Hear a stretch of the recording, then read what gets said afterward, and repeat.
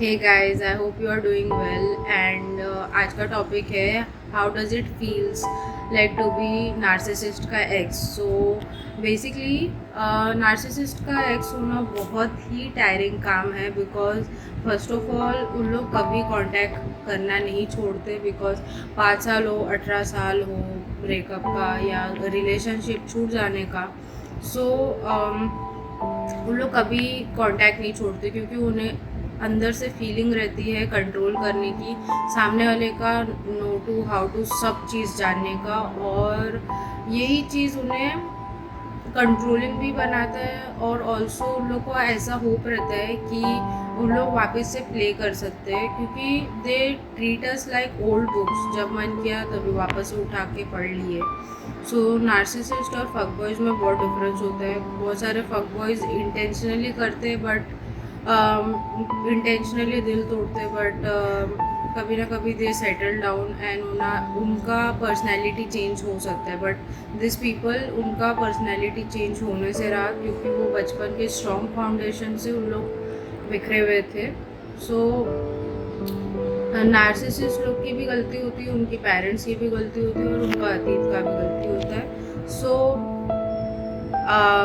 Going on to back to this topic. So दूसरी बात ये है कि वो लोग जब कांटेक्ट करते हैं तो एक पॉइंट ऐसा आ जाता है लाइफ में कि you don't feel hurt any more, but इतने साल का पेन और हीलिंग के बाद भी लोग ऐसी हरकतें कर रहे हैं and they are trying to rip you apart. It makes you irritated, it makes you exhausted कि भाई कब छोड़ने वाले मुझे, भाई कब तेरी ऐसी होने वाली है, भाई कब तेरा ऐसा होने वाला है, कब कब तेरे पास कोई ऐसा आएगा कि तू मुझे छोड़ देगा।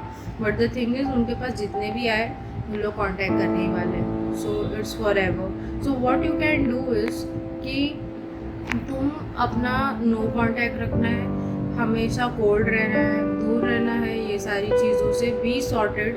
हाँ, जितनी भी प्रॉब्लम्स है, अगर उन लोग तुम्हारा अकाउंट ब्लॉक कर रहे होने दो। हाँ, अगर उन लोग तुम्हें जीमेल में ये कर रहे करने दो।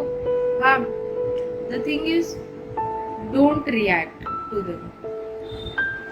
उनको रिएक्शन उनके लिए सबसे बड़ा फूड है। अगर हम लोग ने उनको रिएक्शन दिया, उनको मज़ा आता है ये सारी चीज़ों में, वो उनको सेटिस्फाइड और उनकी बोर्डम को सॉल्व करता है जो हमको नहीं करने देना है। वही मकसद से उन लोग आते हैं और वही मकसद से उन लोग जाते हैं। So another thing of being a narcissist का एक्स इज़ कि तुम्हें कांस्टेंट डर लगा रहता है आजू बाजू। हाँ, तुम कभी नॉर्मल रिलेशनशिप को एक ऐसी नज़रिए से देखने की, एक नॉर्मल वे में देखने की कोशिश करोगे भी तो, कितना भी चाहो तो करोगे भी तो वो हर्ट और वो सारी चीज़ें तुम्हें डाउन कर देते हैं। तो मेक श्योर कि अगर तुम्हारा जो पार्टनर हो उसको मालूम है ये सारी चीज़ें, जो अंडरस्टैंड करे तुम्हारे ट्रॉमास और तुम्हारे पास्ट ट्रॉमास को, और वो बार बार तुम उसे क्लियरिफाई करो कि मुझे ऐसा प्रॉब्लम है, आई नीड कॉन्स्टेंट एक्सेप्टेंस, जो मुझे मेरे लास्ट रिलेशनशिप में नहीं मिला था, और मुझे मेरी इज्जत की, मेरी ट्रॉमास की, ये सारी चीज़ों की बर्बादी हुई थी जो मुझे हमेशा हर पल डराता है। अगर तुम्हें अभी भी ऐसा लगता है कि कोई मुझे एक्सेप्ट नहीं करेगा, ये and all, so you need to heal yourself first. ठीक है, खुद को हील करना अभी भी ज़रूरी है। You are still not ready for the next relationship. And also third thing, you always feel guilty. पता नहीं क्यों एक विक्टिम्स लोग का, ये जो नार्सिसिस्ट एक्स होते हैं, हाँ, इन लोग हमने बार बार आकर गिल्टी फील कराते कुछ भी चीज़ों के लिए, करते खुद है और इल्ज़ाम हम पर आता है। Gas lighting, blackmailing, twist, plotting and all, सब चीज़ घुमा फिरा के वापस आ ही जाता है हमारे पे। बट द थिंग इज़ हमें इस चीज़ से फ़र्क नहीं पड़ना चाहिए। चाहे कितना भी लोग हो, हम लोग को याद रहना चाहिए कि हमारे पास सपोर्टिव लोग हैं, चाहे पेरेंट्स ना हो, चाहे हमारे पास सिबलिंग्स ना हो, ना फ्रेंड्स हो, कोई ना कोई तो इस दुनिया में एटलीस्ट रहता ही है, क्योंकि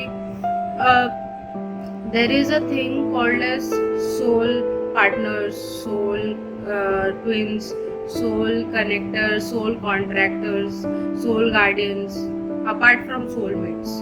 सो लाइफ में कभी ना कभी कुछ ना कुछ से तो तुम्हारा रिश्ता जुड़ा ही है. सो ask and seek help from them.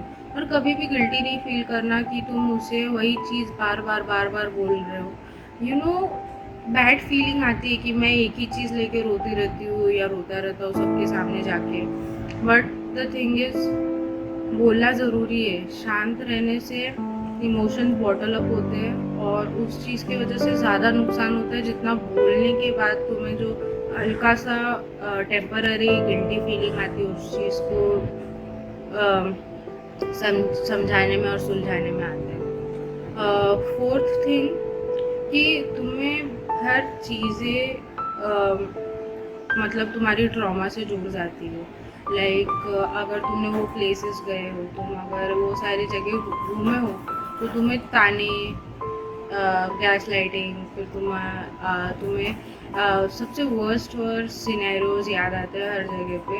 And तुम्हें ऐसा हेलुसिनेशंस एंड पैरानोया और पता नहीं क्या क्या बहुत ट्रॉमेटिक चीज़ें एक्सपीरियंस होने पड़ती है. तो इट्स ओके, इट्स नॉर्मल, ठीक है.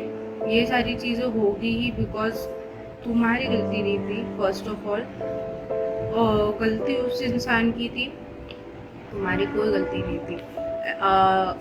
तुमने अपना बेस्ट किया, तुम्हें नहीं पता था वो ऐसा था, तो ऐसा था या थी, तो तुम्हें नहीं पता ये सब, ठीक है. So you have gone through this. Make sure कि तुम वो सारे एरियाज़ के मेमोरीज़ को अच्छे मेमोरीज से रिप्लेस कर दो. मेमोरीज रिप्लेस किए जा सकते हैं.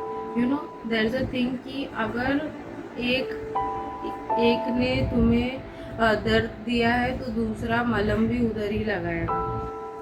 तुम्हें अगर दर्द हुआ है जिस जगह, तुम उधर ही मलहम लगाओगे. वैसी ही चीज़ है, अगर मेमोरी तुम्हारी वहाँ पे बैड है तो अच्छा मेमोरी करने की कोशिश करो, वहाँ पे अच्छे मेमोरी से रिप्लेस करने की कोशिश करो. अगर वो ज़्यादा ही ट्रोमेटिक एरिया है तो make sure you ban it for ever.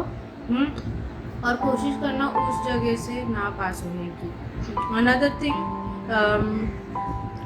Fifth point कि बहुत सारी एक्सेस लोग का कैसा होता है, शादी वगैरह हो जाती है, उनके बच्चे हो जाते हैं, तो अभी बच्चों को तो डिस्कार्ड नहीं किया जाता है. हाँ, क्योंकि उन लोग को हम लोग डिस्कार्ड नहीं कर सकते. जैसे उन लोग हम लोग के एक्स के कपड़े नहीं है, उन लोग हम लोग के एक्स की ये नहीं है.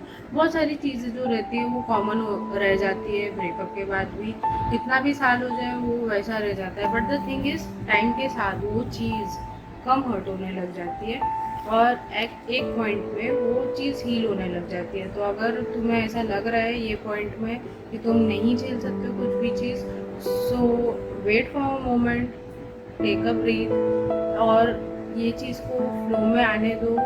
हील अपने आप होने वाला है. बिकॉज यूनिवर्स कभी इनोसेंट लोगों को इस तरह जीने नहीं देते, ठीक है.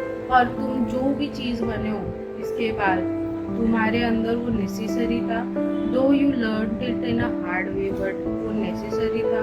तुम अच्छे के लिए सीखे हो, उस चीज़ से अच्छा सीख के आगे बढ़ो, ठीक है. ये इजी बकवास सुनाई दे रहा रहेगा, बट इट्स नॉट ईजी. सबको बहुत साल लगता है. बहुत सारे जन को अभी भी मैं देखती हूँ कि उन लोग 4 साल बाद भी एक चीज़ देखते तो उन लोग पैनिक हो जाते हैं और उनको अटैक सा फील होता है. But the thing is, time के साथ थोड़ा हील हो जाता है, वूंड्स रह जाते हैं.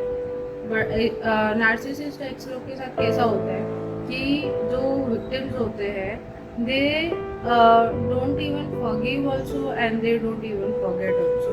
एंड इट्स ओके, ठीक है. इस दुनिया में ये सारे रूल्स हार्ड एंड फास्ट नहीं है कि यही फॉलो करना है. डू एज यू लाइक और अपने आप को माफ़ करने की जितनी कोशिश कर सकते हो करो. बिकॉज फर्स्ट ऑफ ऑल तुम्हारी गलती थी नहीं, और दूसरी बात, अगर गलती फील हो रही है तो let it go, let it slide और खुद को माफ़ करते रहो अंटिल अ पॉइंट कि you become compassionate for yourself. Please do it. Please do it. Thank you, bye.